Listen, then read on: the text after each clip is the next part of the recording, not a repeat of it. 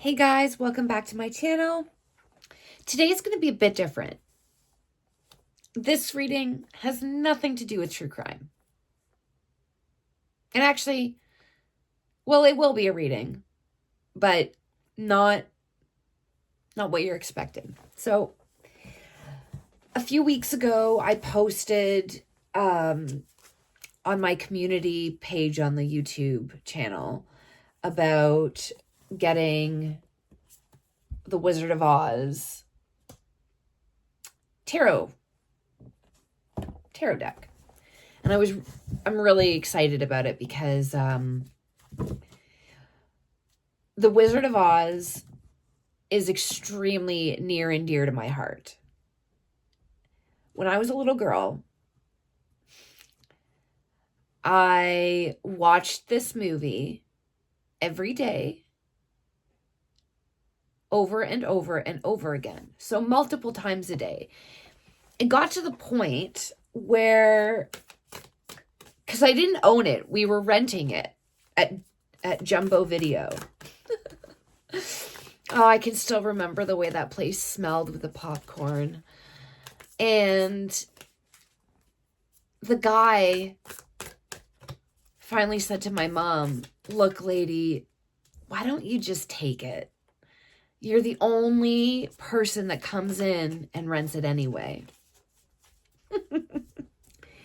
So my grandmother, so not only, was I obsessed with watching this movie, but I would reenact it. And I saw myself in Dorothy to the point where I dressed up like her. My grandmother was very good at sewing. So was my mom. And they made me a Dorothy costume. And so I had blonde curly hair, not brown long hair. So my grandmother got a pair of pantyhose and wove yarn. So she basically made a wig that was 2 braids with brown and different other, it wasn't just one shade of brown. There was a bunch of different shades of brown. So it looked like highlights. And you would put the pantyhose, like the part that goes around your waist, on your head, and then the 2 legs for the braids, and I would put that costume on every day. That was my identity, essentially. I would put plays on for my family where I would play every single character. And I knew the whole movie off by heart. I still do. It is like ingrained in me. You can't watch it with me without me either mouthing the words. Anyway, yeah. So, and then the older I got, I started to understand the symbolism that the Wizard of Oz is all about. And then I started to analyze the character of Dorothy and came to the realization that, oh my God, even though I was a small child and I wasn't understanding my connection to it, I was still drawn to it. And, when I just got older and I was re-examining that, it just made so much sense. Anyhow, so this deck, because I have such a deep connection to this, and my grandmother was and still is one of the most important people in my life. And she passed away when I was 8. And she is part of this experience with me because she created that costume for me. She was there seeing it in action. And so there is a deep emotional connection to the Wizard of Oz for me. There's a deep spiritual connection. There is an identity connection. So the reason why I'm saying all of this is, if anybody out there is looking for a spiritual tool that is going to work for them, choose. And I mean, like, if you can't find anything, that's fine. It's still going to work. But the deeper the connection to your soul that this object can symbolize or represent, think of that as the power source to infuse the energetic connection. I'm trying to articulate this as best as I can. Yeah. So my intentions for this video is to just show people a little bit of behind the scenes footage of my process. So step one, you have your spiritual tool. In this case, it's a tarot deck that I have a deep affinity for, the Wizard of Oz. Okay. For another example, it could be, I don't know, like, let's say you love animals and you have like a tarot deck that is dedicated to animals. And you love the art in it and it just draws you. You get so inspired by seeing each picture. That, again, is a good tool to use because you have that energetic connection to it that is going to help fuel the readings. Okay. And that's why I don't believe in the myth of using a tarot deck that has to be given to you or gifted to you, because unless the person knows exactly your style and knows that you would love it, or it's a very special person and it doesn't matter the type of deck they give you, just as long as they have given you something, that could be good. But, you know, if somebody is just like, oh, I heard you like tarot and I just saw this deck and I decided to give it to you, you know, you may not use it because what if you don't like the pictures? What if it doesn't do anything for you? What if, you know, you look at it and you're like, that's not inspiring to me.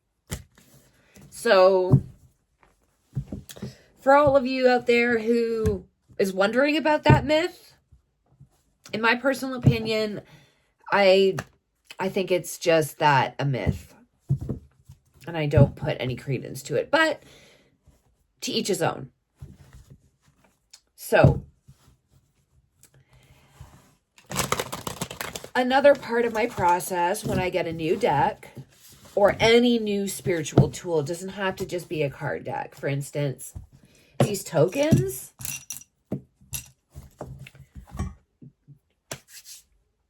you need to clean these. Any tool that you get that you want to use for spiritual work, it needs to be cleansed and charged up.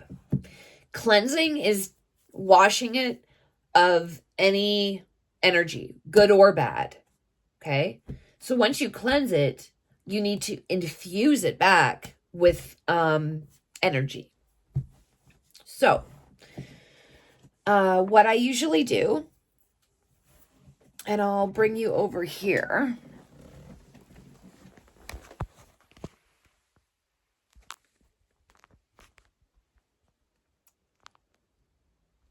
Oh, sorry. Okay. Do you see this slab right here? This is a selenite slab. And as you can see, oh, I'm sorry, you can't see very well.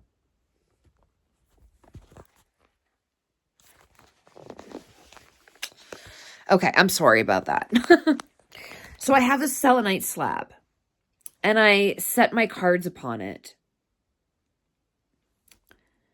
And what selenite does is it cleanses. So I get a new deck, and I will set the deck on the selenite slab overnight. And that is cleansing it. Okay? Well, that's actually my first step in cleansing, is I set it on the selenite slab and I let it do its thing all overnight. Next comes the cleansing by smoke.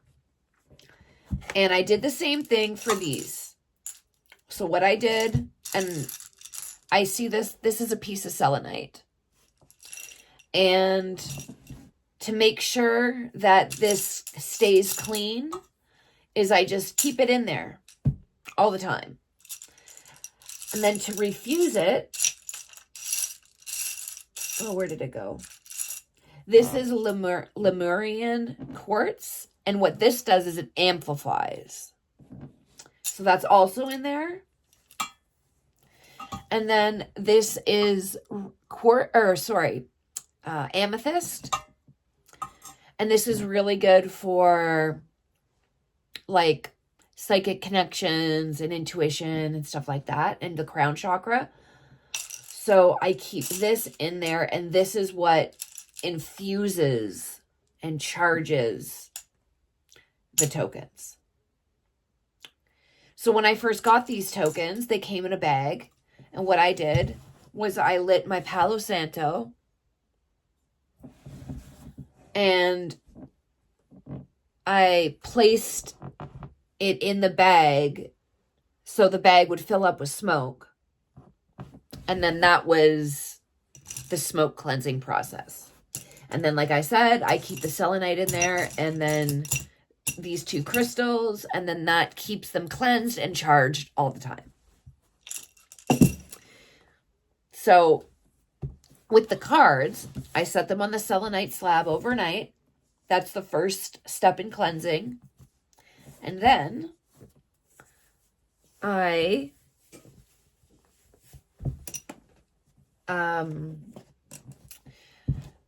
now I will cleanse them with smoke. So there's two ways I do this.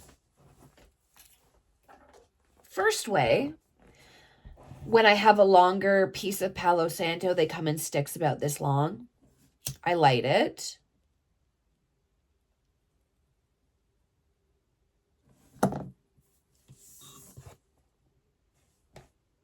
Okay.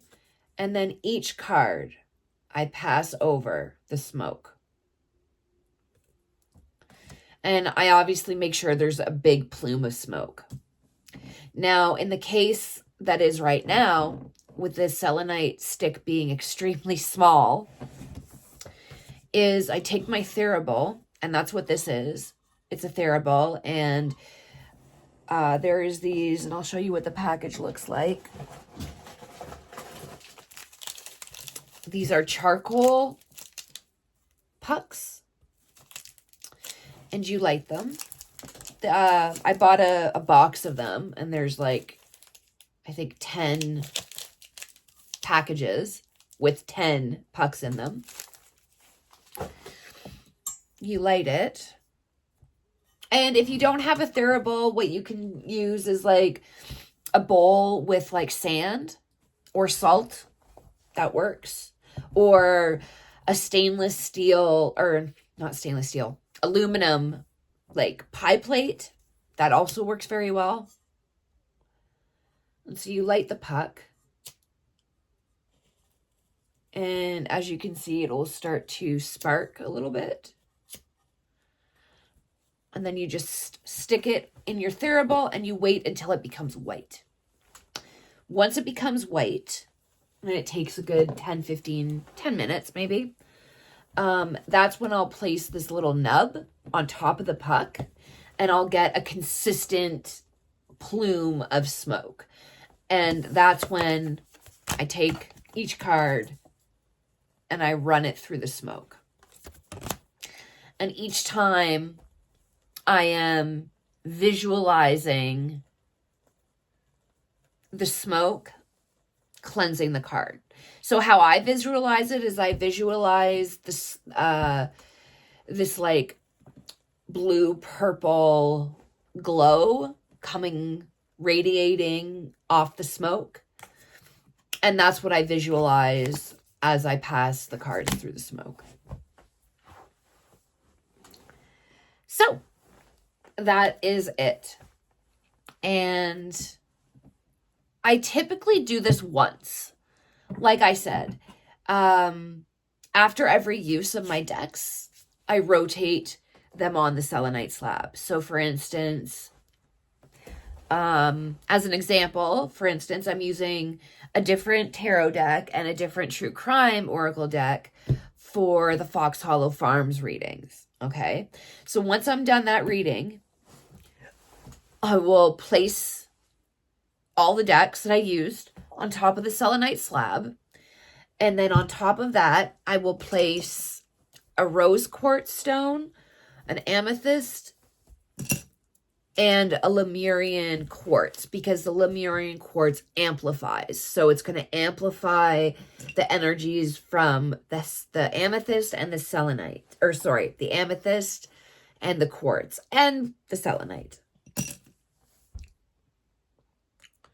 And I put those on top of the deck. So the selenite's on the bottom, and then these are on top. And the reason why I choose amethyst and rose quartz is because I work in the vibration of love, because it's sustainable, and that's just how I roll. So the rose quartz is infusing love into the deck, as well as the amethyst is infusing psychic energy, communication, stuff like that. And that's why I choose those two stones. But let's say I wanted to, let's say I have a very specific thing I want from a reading. I will find the appropriate stone to facilitate that energy, and I will use that. And all of this stuff I learned through what felt right. Honestly, it's not like I was reading books to know how to do this. I literally, from the knowledge I had of stones and what they do, I just incorporated these practices, and it took me time. It took me time to realize, why am I not getting the results that other people get? And that's because I was not cleansing my deck at all. You know, I wasn't storing them properly. I wasn't and that taught me that it's the little things that you do outside of the reading that have just as much impact as the reading itself, if that makes sense. So as you can see, this puck is starting to turn white, but it's not all the way there yet. So I'm just going to wait a little bit longer until it's all white. And then I will just show you what I do with the cards. And then at the end of this video,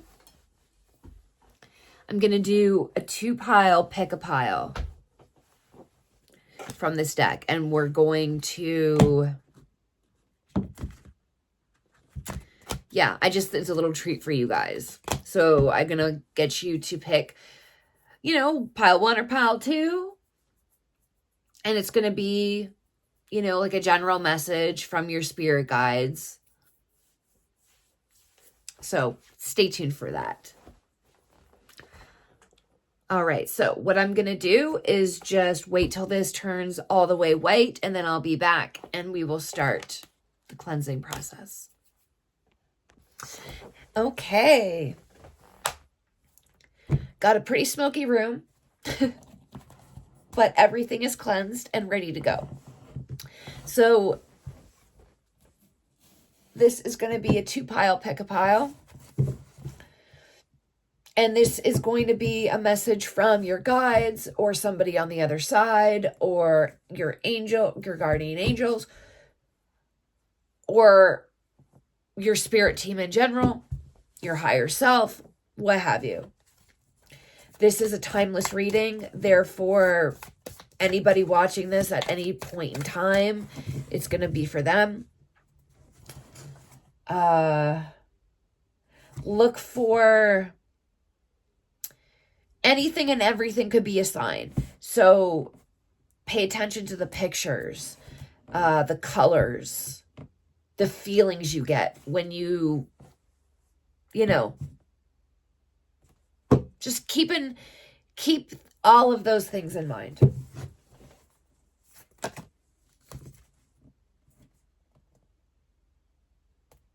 Okay. So I'm just going to make the pile. It's going to be a 3-card reading. That's pile 1.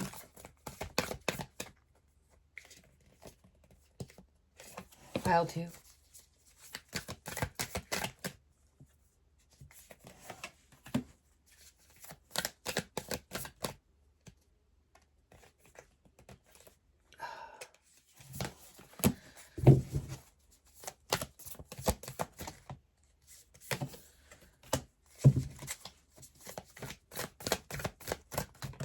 Whoa. Okay, I guess it's going to be a 4-card reading.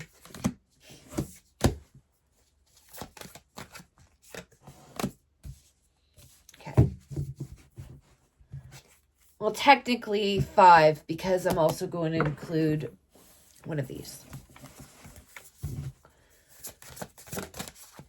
Okay, that one.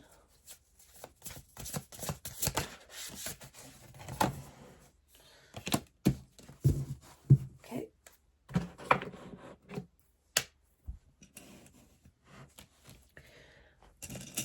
And a token, why not?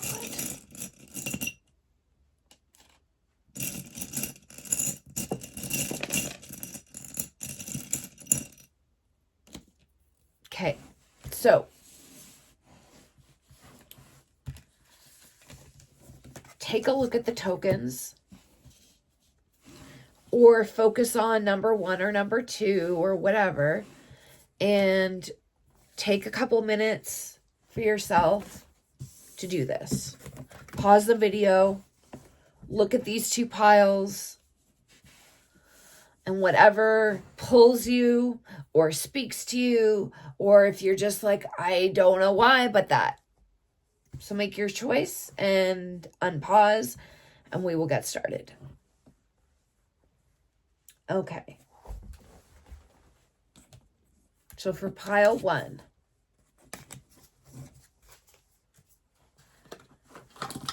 what are the cards? So we've got a shark as the token. Let's get that. And it's number 92. Maybe 92 has significance.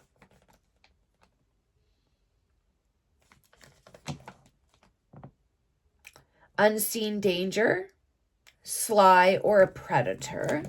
Okay. What's our guardian angel? Point of view. Gratitude, assistance, guidance, understanding.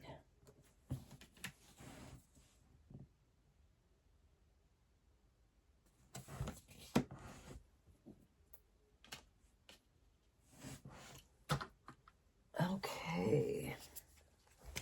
And then I'll get, let's turn these cards over. Card 1, the King of Cups in reverse.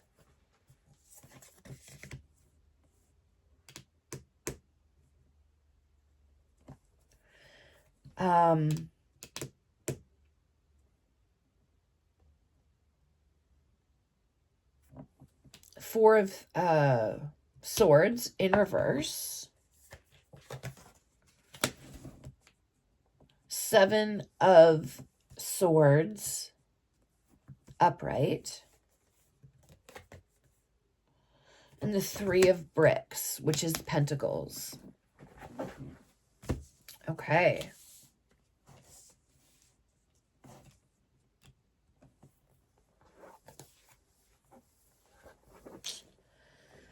King of Cans. What's cans again? Cups. So the King of Cups in reverse. This is being unbalanced emotionally. Bipolar energy. The Four of Swords in reverse is becoming numb to something.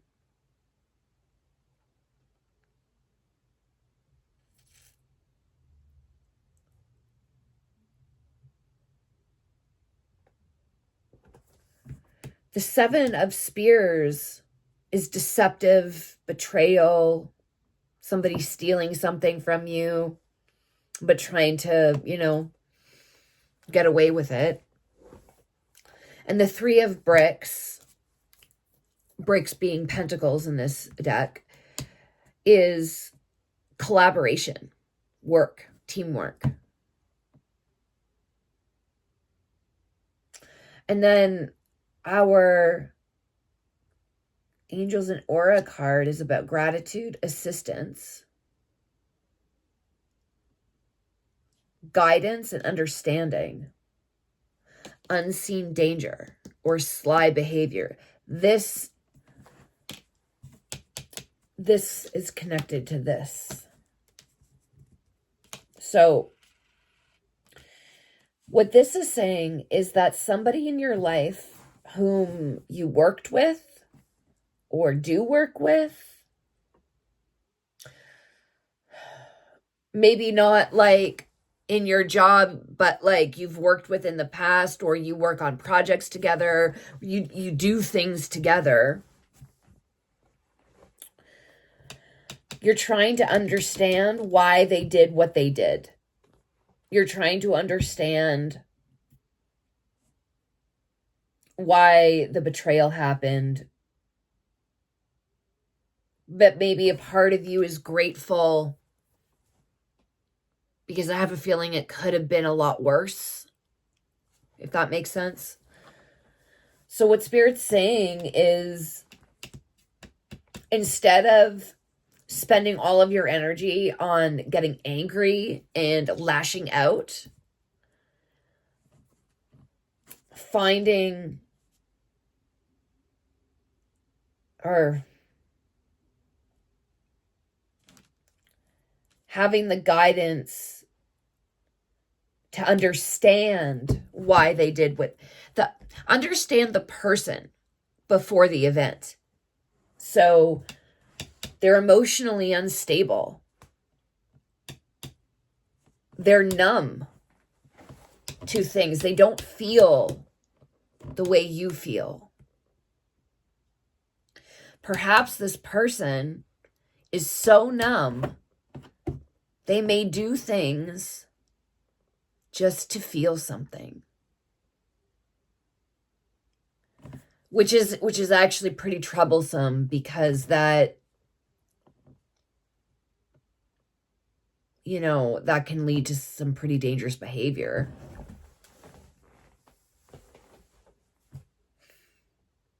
Also working to try to understand why they do what they did.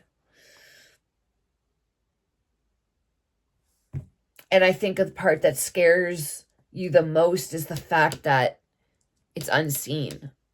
So it's not like, it's like, you never know. You can't tell by looking at them that they're capable of what they're capable of doing. So the best course of action right now is to use your energy to understand the mind behind the action. And maybe that will help you work through your anger and sadness about this.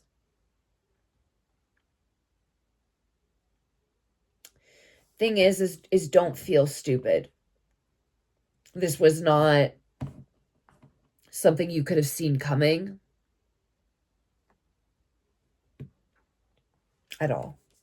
As much as it's hard not to feel that way, but just know that it doesn't mean you're a fool or anything like that. Far from the contrary.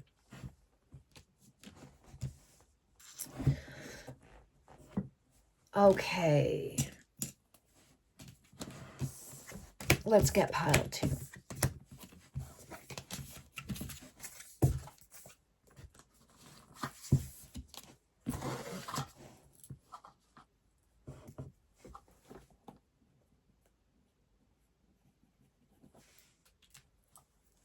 So we have a dinner plate, a place setting.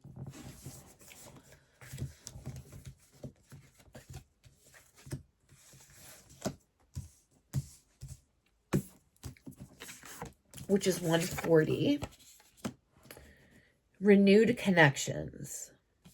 Reunion, reconciliation, intimacy, and forgiveness. What is the place setting about?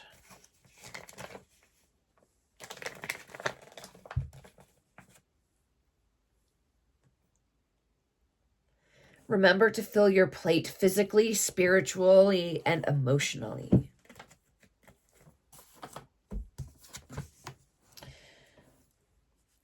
Eight of Wands.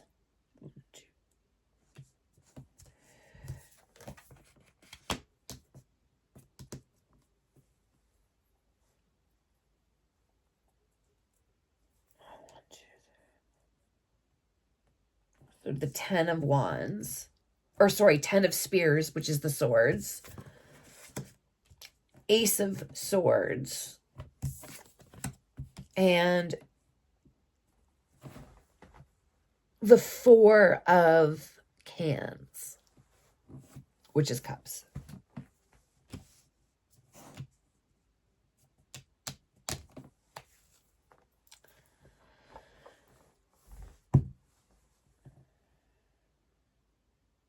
So the 8 of Wands is extremely fast energy.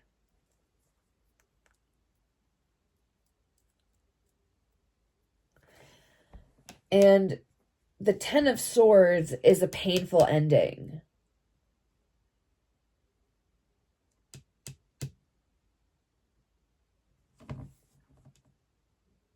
Now, the painful ending is in reverse. That's making me feel that maybe it wasn't a painful ending on both sides. It was a painful ending for one person and not the other.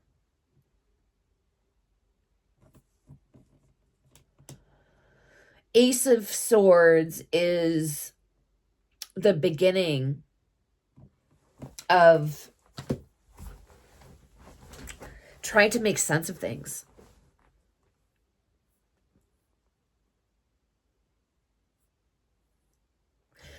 And the Cowardly Lion's award, like his medal that he got from the wizard, that's hanging on the spear. So it's like wearing your heart on your sleeve.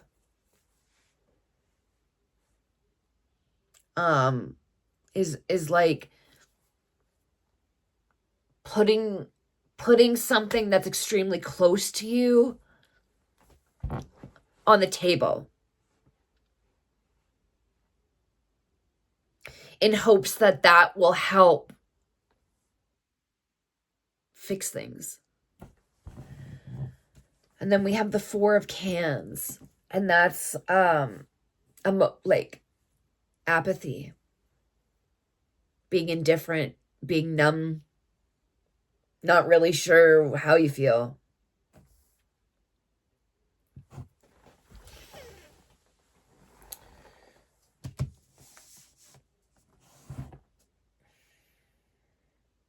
So it seems like the person that hurt you, they're coming back into your life. Something you did not see coming at all. And that's why this painful ending card is in reverse and not upright, because it's not an ending anymore. It's a reconnection. And it's the beginning, the start of a reconnection. But you're numb to that. You're not sure how you feel about that. Because, like I said, it was painful for you, but it wasn't necessarily painful for the other person, or at least not how they are acting. I would, dare I say, I think it hurt them a lot more than they acted. However, because if it didn't, why would they be coming back? And I think that's also what's going through your mind. Why are they showing them? Why now?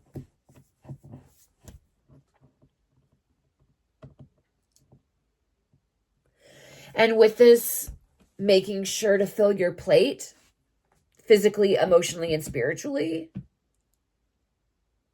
Don't go back to this person don't go back to this person because you feel like you're missing something.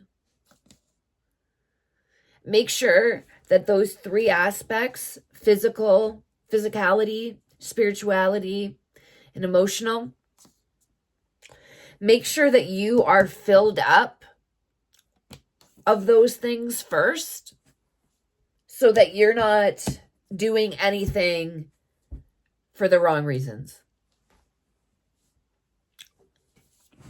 That would be definitely the message that Spirit's trying to convey to you, is make sure that you're not going back to this person because you feel lonely or because whatever the reason. Make sure that you're doing it because you feel that it's right to do it and that it's truly what you want. Not a response from your ego. All right. That is it for the pick-a-pile. If you guys like these pick-a-piles and it resonated with you, let me know in the comments and maybe I can start doing more of these. What else? Oh, yes. So I normally, when I get a new deck, I do a deck interview. And I want to do that as well with this deck. But that's not going to be in this video. It'll be in the next one. Just because it's going to be around half an hour. So stay tuned for that. If you are just joining me and you like my content, please consider subscribing. It really helps my videos get to the right people. So yes, if you haven't done that, please do so. If you like the video, leave a thumbs up and comment. I love to hear from you guys. And with that being said, I will see you on the next one. Have a wonderful day.